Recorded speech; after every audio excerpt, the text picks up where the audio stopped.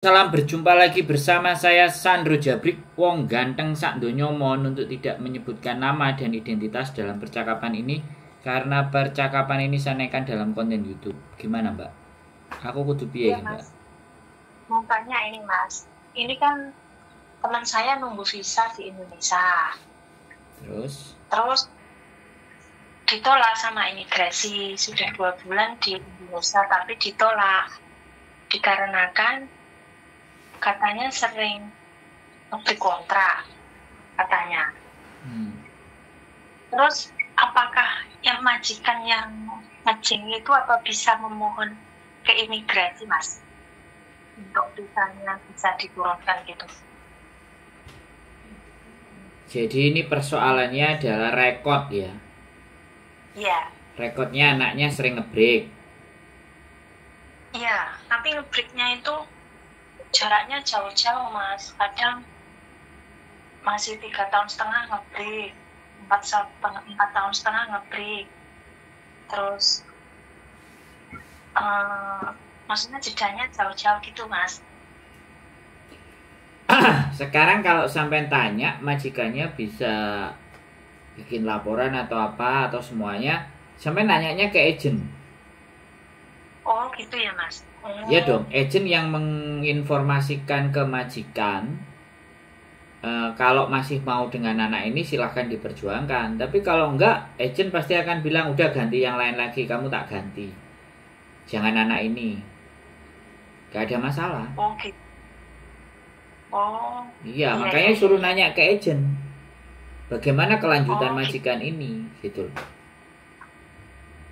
Oh iya, iya, Mas. Ya karena dia ditolak selain sering ngebreak, kan bisa jadi laporan dari majikan-majikan yang lama itu 3 orang ceritanya nggak ada yang baik, ceritanya jelek semua, otomatis kan kena record dia. Oh iya, iya, iya. Makanya gitu ya, Mas. dari cerita sampean, sekali lagi karena bukan anaknya sendiri yang mengkonfirm, ya kan, dan saya nggak tahu sejarahnya dia, maka jawaban saya itu hanya asumsi atau pendapat, bukan yang sebenarnya. Jadi sampean juga nggak perlu dan nggak harus mengiyakan, tapi sampean melogika aja. Kenapa anak ini nggak bisa? Yang tahu jawabannya harusnya anaknya sendiri. Bagaimana menyelesaikan kontrak dengan majikan yang pertama, majikan yang kedua, majikan yang ketiga misalnya, atau mungkin lebih dari 3. Mungkin jaraknya 2 tahun, 3 tahun, atau jaraknya setahun, 1,5 bulan. Kan informasi yang saya dapat dari sampean kan minim. Iya. Karena keminiman itu makanya saya tidak bisa menjawab secara pasti. Jawaban saya hanya asumsi dan pendapat.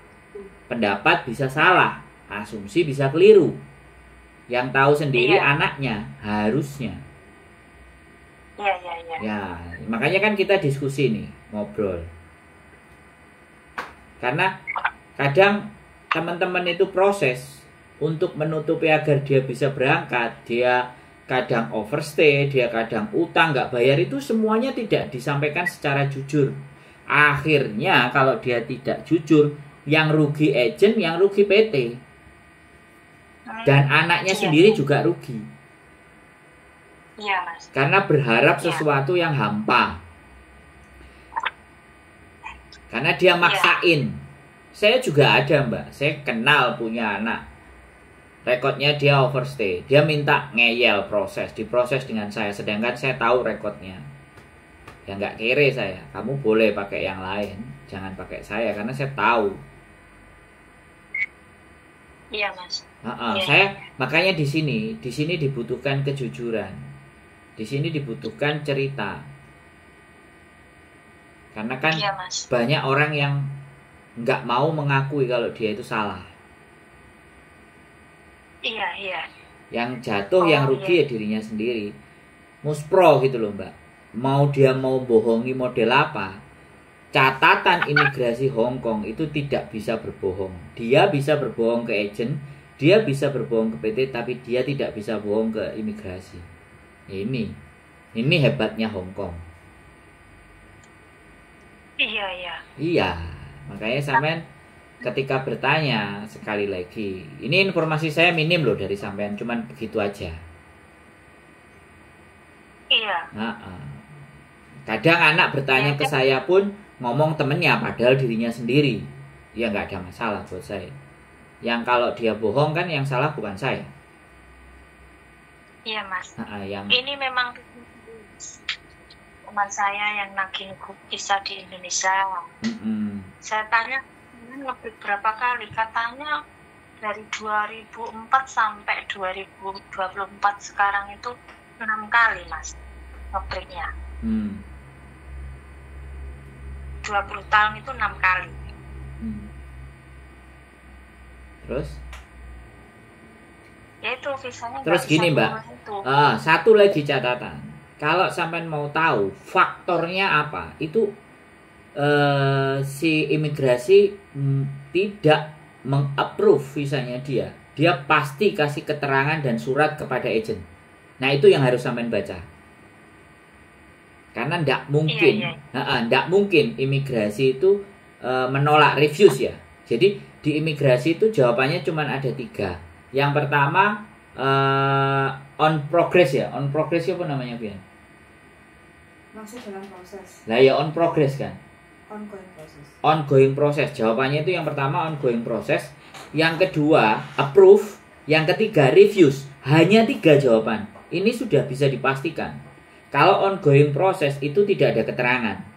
Kemudian approve tidak ada keterangan karena approve itu yang kita harapkan. Kalau refuse ini pasti imigrasi ngasih keterangan. Nah ini yang penting buat agar sampai jadi tahu, dan tidak semua agent juga menginformasikan hal semacam ini. Tapi saya pernah 3 kali nggak 2 kali. Salah satunya saya pribadi. Saya juga tidak di approve. Saya pernah proses dan tidak di approve, di refuse, dan dikasih alasannya banyak sekali pertanyaannya. Karena alasan saya dia sering keluar masuk Shenzhen dan Macau. Iya, itu teman saya katanya yang refuse itu mas. Nggak iya. Makanya kalau refuse itu ada reasonnya. Sampean harus baca suratnya. Gak mungkin imigrasi refuse itu tidak ada suratnya. Sangat tidak mungkin. Bisa dipahami nggak? Iya. Biar jadi pemahaman sama kalian. Sama sampean. Mumpung sampean tanya ke saya, sekalian saya ngasih pengetahuan buat teman-teman. Iya. Wong dia itu masih ngambang, masih ongoing proses, tapi anak ini pernah jualan gamis. Itu agennya dikirimin surat. Nah, ketika agennya dikirimin surat, ya kan, agennya ngomong ke PT.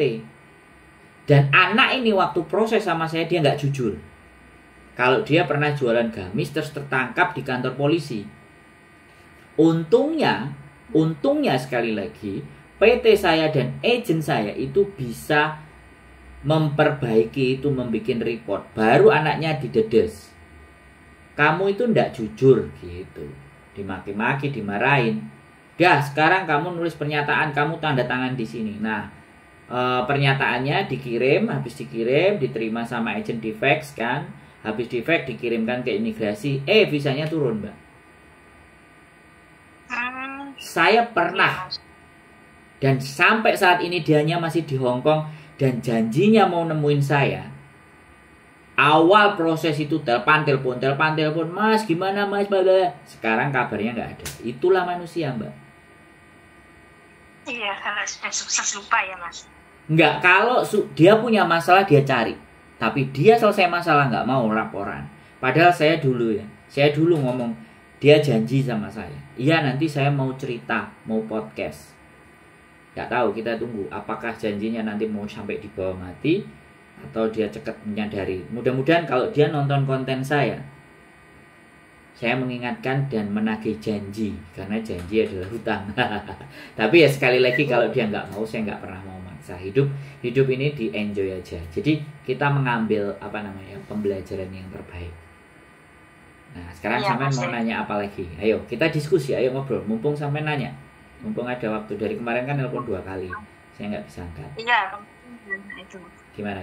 Ayo. Udah mas, itu aja. Oh, itu aja. Tanya lagi, ini waktunya masak, Mas. Oh iya, Terima sorry. kasih ya, Mas. Ya, aku tahu. Sebenarnya masak, tapi karena sampai urgent 2 kali, tak teleponnya. Ya sudah, selamat masak dan sehat selalu buat sampean ya. Oke. Ya. Bye-bye. Bye-bye. Assalamualaikum warahmatullahi wabarakatuh.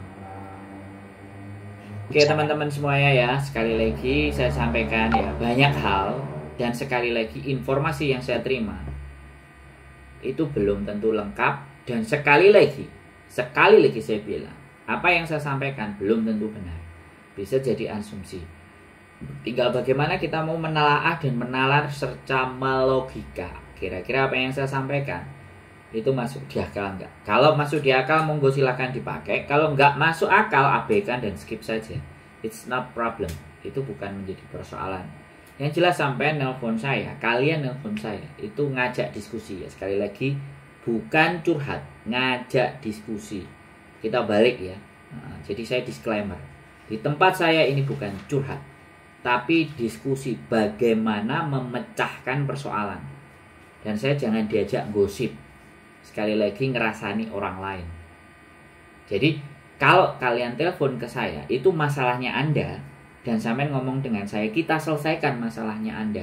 Jangan membicarakan tentang masalahnya orang lain kepada kita. Nah, termasuk mbaknya tadi, salah satunya adalah membicarakan masalahnya orang lain. Tapi karena mbaknya ini mengkonfirmasi, ingin ngobrol dengan saya apa alasannya, ya saya jawab. Dan sekali lagi, jawaban saya belum tentu benar, karena bukan mbaknya yang kena masalah, yang masalah temennya. Mungkin dia tanya temennya nggak mau nelpon saya, atau nggak ngerti channel saya, atau mbaknya yang tahu channel saya. Jadi kita selalu open mind dan kita selalu terbuka untuk menjelaskan apapun. Dan sekali lagi saya garis bawahi, sepengetahuan saya, sekali lagi, saya bukan orang yang serba tahu semuanya, tapi saya mencoba mensederhanakan sebuah persoalan agar sampean-sampean semuanya itu bisa memahaminya, lebih mudah mencernanya. Sehingga kalau sampean sudah bisa paham dan mengerti, jadi tahu apa yang harus dilakukan. Karena persoalan pertama kita adalah, kita itu sebenarnya nggak ngerti duduk persoalan dan permasalahan kita. Kenapa tidak bisa? Karena kita kacamatanya sempit. Bisa jadi kacamata bingung, kacamata males, kacamata mumet, kakean pikiran. Jadi nggak jernih. Makanya saya dari sisi yang lain mencoba melihat. Terus satu lagi juga yang ingin saya sampaikan kepada kalian semuanya, kalau kalian telepon ke saya hanya minta dibenarkan atas apa yang kalian lakukan, tunggu dulu. Ya, jadi kalau meminta pembenaran ke saya itu tunggu dulu. Tidak bisa begitu. Saya punya jalan berpikir, sampean juga punya jalan berpikir. Kalau sampean minta dibenarkan, berarti menganggap aku tuh benar. Makanya gue kudu membenarkan apa omongan saya. Tidak bisa begitu. Makanya disitulah bedanya, ya. Sekali lagi itu bedanya ketika ngobrol dengan saya. Saya punya pemikiran, saya punya nalar, saya punya logika, dan saya punya cara pandang menurut saya pribadi. Sekali lagi menurut saya pribadi. Tapi ketika menyelesaikan persoalan sampean, maka saya akan melihat situasi-situasi dan keadaan-keadaan dalam diri sampean. Saya tanyakan dulu, supaya solusinya itu tepat menurut sampean, bukan menurut saya. Sekali lagi, keep stay tune my YouTube channel. Terima kasih sudah mendukung saya, dan see you next video. Bye bye.